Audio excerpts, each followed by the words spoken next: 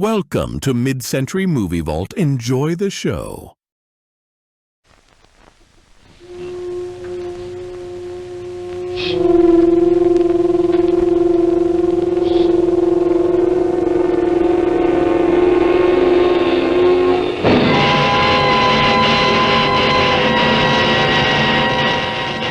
Tales of Tomorrow.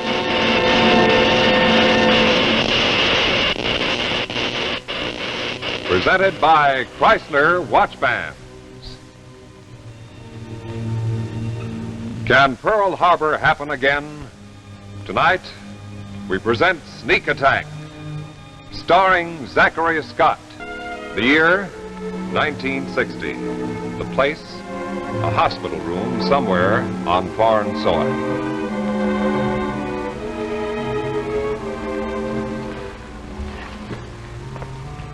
Well, good morning. What's for breakfast? I like that, Dr. Maroff. This is a spirit we must admire in Americans. This young man jokes, though he has every reason in the world to be dead. Name one. Well, we are. Rather, Dr. Maroff, he extracted 5 bullets from your legs. As a matter of fact, I do feel rather light. Thank you, Doctor. As a matter of fact, one of the best set-up doctors I've seen in a long time. How do you feel? Strictly the clinical approach, huh? Is there any pain in your lower limbs? No, you did an A1 job, Doctor. As a matter of fact, I don't feel as if I had any. You know, there for a moment I was afraid I would hardly have been so brutal as to ask you how your legs feel if... Well, it doesn't matter. Well, I didn't mean to give you the impression that I lump all of you people together, but that guy that shot me last night, that idiot... He was doing his job. You know, that interests me. You mean it's his job to shoot on sight anybody he sees wandering around this hospital? This hospital is not in the American zone. You were spying, Major Clinton. Father, you've been going through my pockets again. No, not I. The Colonel. Well, at any rate, this business is not my province. I'm in charge of the hospital. One of our intelligence officers undoubtedly will question you. Oh, by the way, Dr. Maroff takes care of this hospital. You'll be in very good hands. I'll drop in to see you from time to time. Bye. Wait a minute, Doctor. I'm the modest type, also ticklish. They briefed you well, even to the so-called American sense of humor. They briefed me. May I come in, Doctor? Good morning, Major. Feeling better, I hope? Doctor, would I be permitted to have a few words with our American visitor? Of course, Colonel. I felt so sorry, Major, when I heard about your accident. But you see, you crossed the border without a pass and at night. Now, what are you looking for? Philosophically? Well, eternal peace. I hope that our countries could get together and iron out their difficulties without recourse to war. Come now. For spying, of course. What did you hope to find? Whatever you were trying to hide. I take it at present you would rather not talk, huh? Oh, Colonel, you can't keep me a prisoner here. We're not at war. Oh, you are so right. You see, there is a problem. No doubt we cannot keep you a prisoner, but we cannot move you either. Oh, it might be fatal to you and me. But don't worry too much, Major. I will be back and we will talk some more. Huh?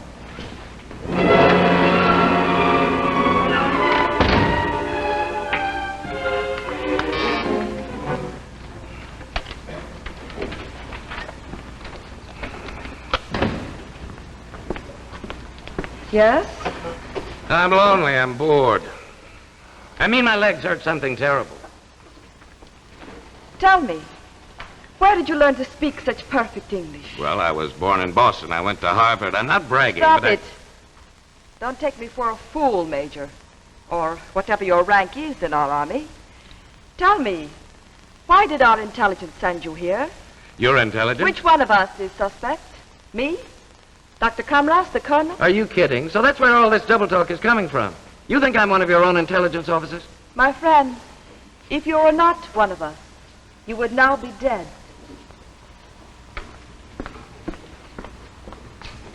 Oh, nurse, I mean doctor.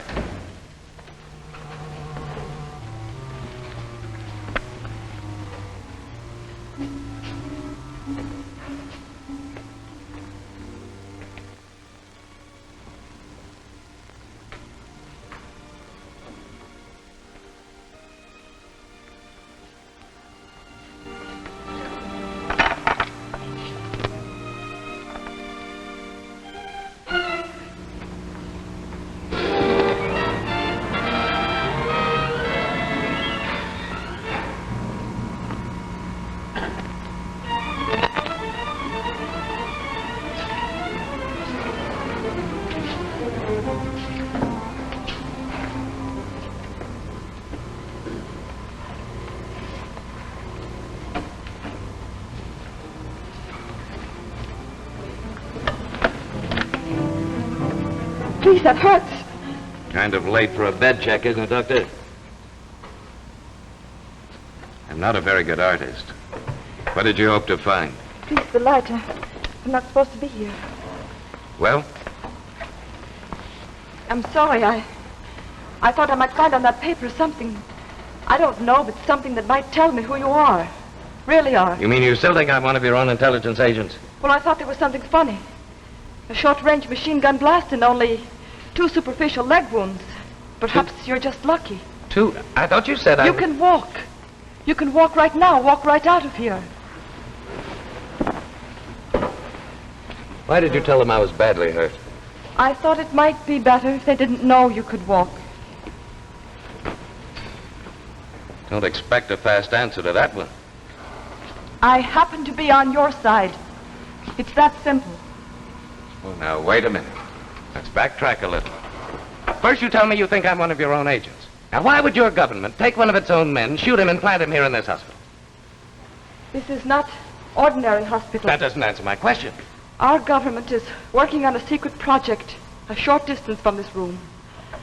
A weapon, I don't know what, but something designed to bring your country to our feet. But we're not at war. Doesn't that make any difference? Remember your history, Major? Remember Pearl Harbor? You were not at war then either. Yes. Our government is working on a secret weapon for a sneak attack. And the weapon is right here in this hospital. You know it or suspect it, or why would you be here? All right, sing it out, sister. What else do I know? Meet me halfway. If I am wrong about you, if you are, after all, one of us, I'm as good as dead. But listen, Get back in bed. Someone might come in. Okay, but tell me, why should you tell me about this weapon, its location? Why? For 15 years, ever since the end of the last war, many people in my country have lived with the dream that our propaganda was true. That it was your country that desired another war. Now my illusions are shattered. I don't pretend to know what goes on in your country, but this I do know. My nation is ready for war. Imminent and horrible. But that's crazy. Why should that be?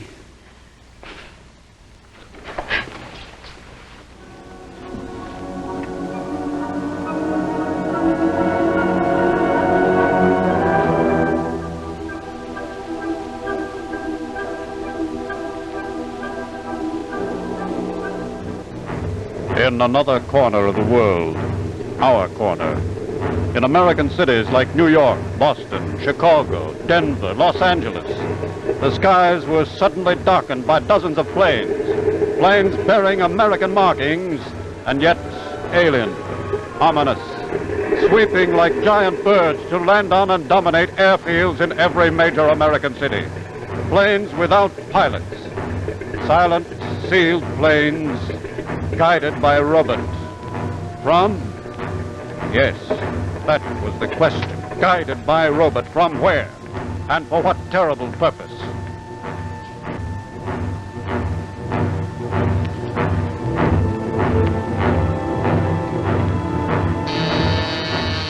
Yes? The Chief of Staff, Mr. President. Just send him right in. Secretary of Defense is here. No further calls. Yes, General. We've landed 5 more in the last half hour, Mr. President.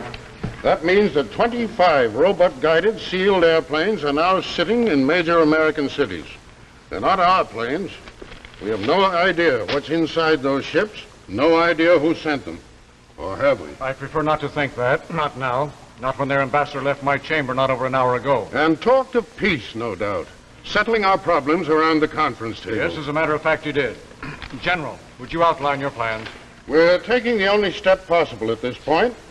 A chemical warfare detachment in Denver is attempting to bore through the hull of one of those planes. Only one? Only one. Let's wait and see what happens. Is there any way of neutralizing the plane? Neutralizing what? We don't know what's in them. Chemicals, bombs, what do we neutralize? Yes, that's quite true. Yes? Mr. President, radio from 10th Army Air Force Headquarters, Denver. The robot plane, sir. It blew up. How bad? Sir, it says the entire city of Denver has been destroyed.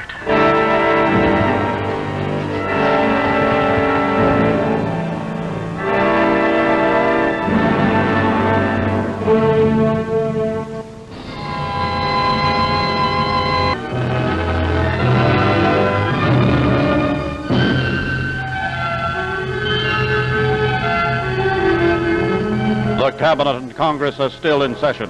Denver, Colorado, leveled by the blast, is under a state of martial law.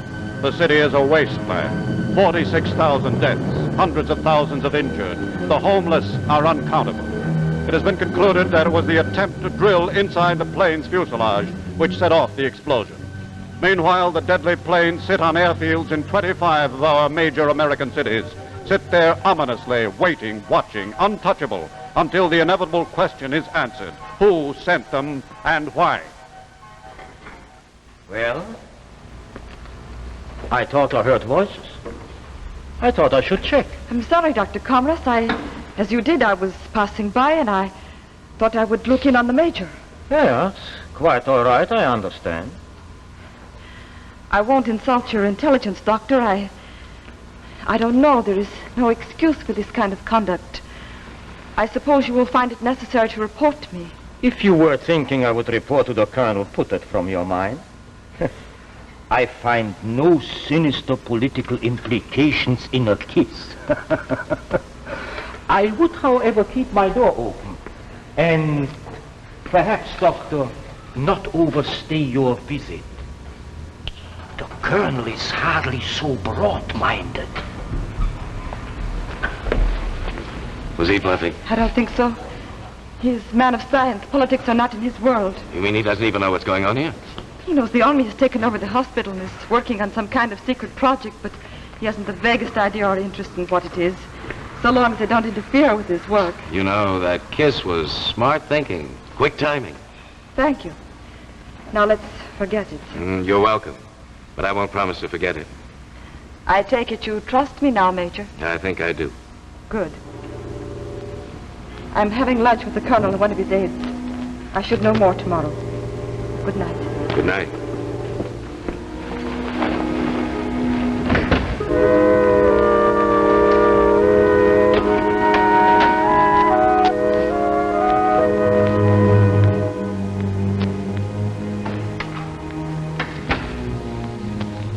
Ladies and gentlemen, the President of the United States.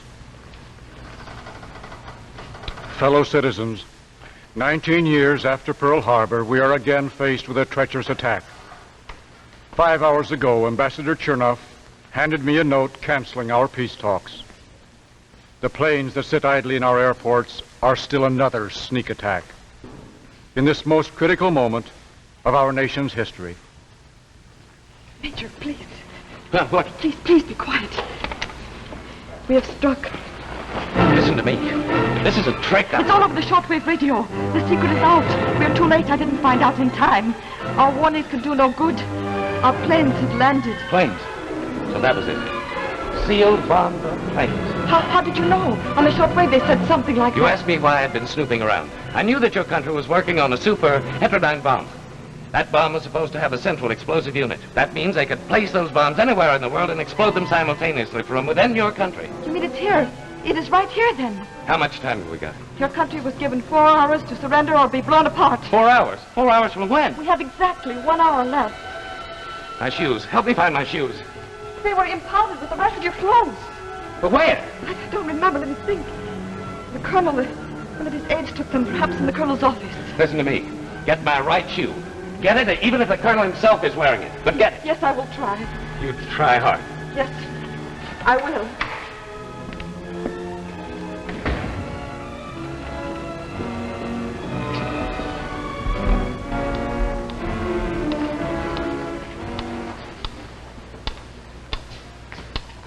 We're moving as many women and children as we can to safe areas. We'll evacuate everybody we can, and that's all we can do. Here are some figures, sir. Assuming that the blasts are comparable to the one in Denver, we've got to expect 15 million dead, 80% of our industries shattered, and 65% of our land leveled. We are well aware of that. Now, what are you trying to say? Well, these figures say it for me, Mr. President. We're powerless. Why, we can't even launch a counterattack. The moment one of our planes leaves the ground, they'll blast us to bits. Now, we can do nothing now but give up. Not while we've 55 minutes. And let us use it and use it well, gentlemen. Now, Fred, what about the Roentgen detectors? Well, we've been trying that for over 12 hours. The hull seems impervious to hard radiation. Professor Jenkins' delta waves? Still trying. That, so far, is our best bet. If it's a heterodyne bomb, and what else can it be, the delta wave should do the trick. But the professor has said it'll take over 2 more hours to neutralize those planes. And we have less than 1 hour. Have you asked their ambassador for an extension of time? Said he would have to check with his government. Then I take it, sir, you mean to see this thing through to its last minute? What would you do? I told you, Mr. President. Why, they've got a gun at our back. If we attempt to move... The alternative, hand our country over to them. Live with a perpetual gun at our back. No, Mr. Secretary, I don't see that we have an alternative. You can't mean that, Mr. President. I think I do. 55 minutes to doom. 55 minutes to slavery.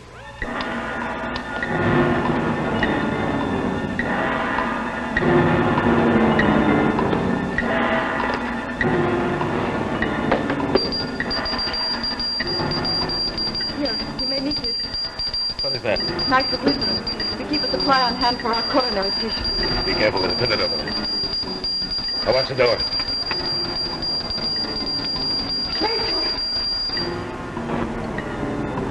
What do you make of it, Fred? It's our code, all right. It's unquestionably authentic. And if it is? General, let's be realistic. We have 15 minutes. Do you propose to sit back and hope that one of our agents behind enemy lines is in a position to stop them? Here is his message. Don't give up. At bomb site, and we'll stop it. I know. How? Does he say how? And besides, the message was cut off suddenly in mid-sentence. Even if it is authentic, he's stopped, thwarted as we are now. They'll only grant us that extension of time. 1 hour. We can neutralize those planes. Are you sure of that? I'm certain. We've checked every possibility. It can only be that those planes are loaded with heterodyne bombs. The professor's delta wave machine is the perfect defense. In 1 hour, those waves will have broken up the molecular structure of the bombs and rendered them impotent. We can only stall them off for 1 hour. Yes? Ambassador Cerna to the President of Shortwave, sir. Put him on. Sir, he said there was no need to talk to you, just a message. Yes? Quote, sir, no extension. Answer demanded by 7 p.m. your time. End quote, sir. Well, Mr. President, I implore you. Fred, that intelligence agent, what's his record? Oh, pretty average. Major Ray Clinton, North Bergen, New Jersey. Been with Army Intelligence for 5 years, in Europe 3. He's done some good work. Mr. President, you don't mean to tell me you're counting on one man to save the nation? I'm counting on nothing. We've done everything we can at this end. I said once, I see no alternative. We can't hand the enemy our country.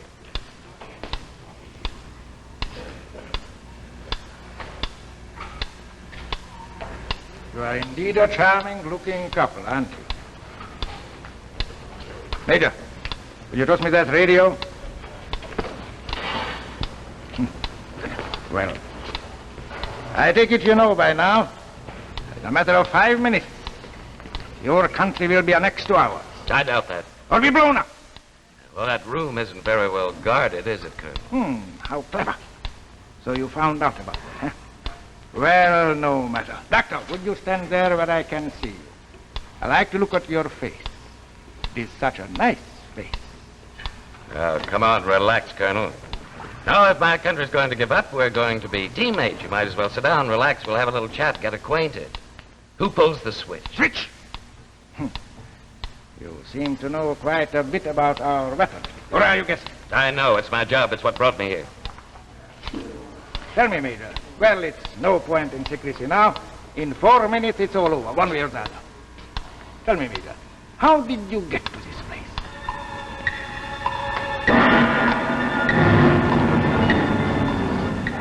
Fred, did you tell me that agent, this major, did you tell me that he's a good man? Yes, sir. He has a fair record. Colonel Thompson told me he did some pretty good work in Italy. Headed up the intelligence unit in Naples. He was a newspaper reporter before he joined up. We've done everything humanly possible here. Fred, do you think there's a possibility that he...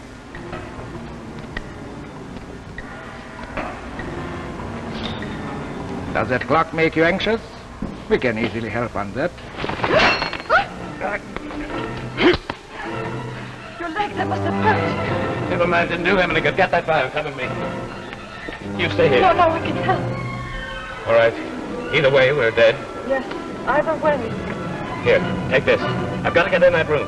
Tell those guards that it's the colonel's orders. Tell him I had to make a last-minute appeal to the United States. Go on.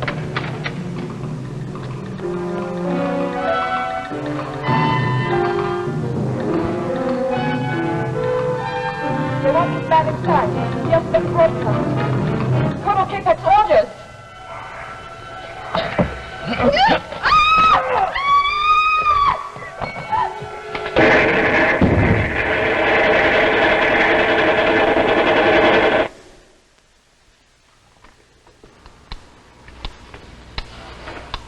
It's past.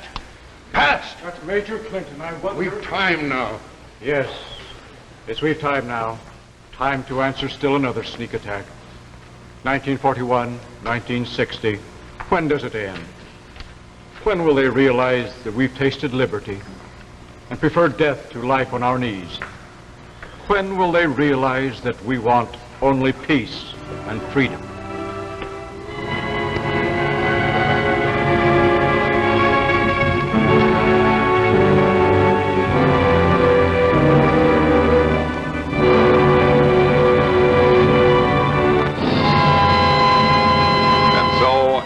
Our tale of tomorrow.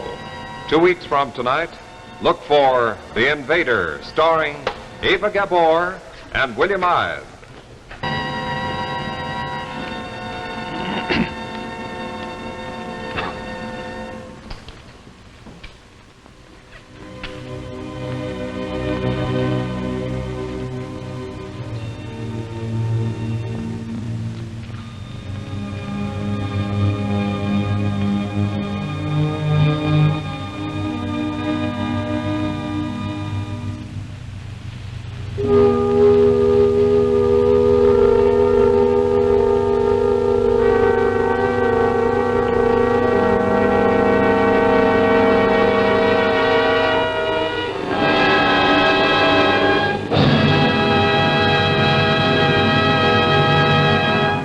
By Larry Aldrich and Varden Petit.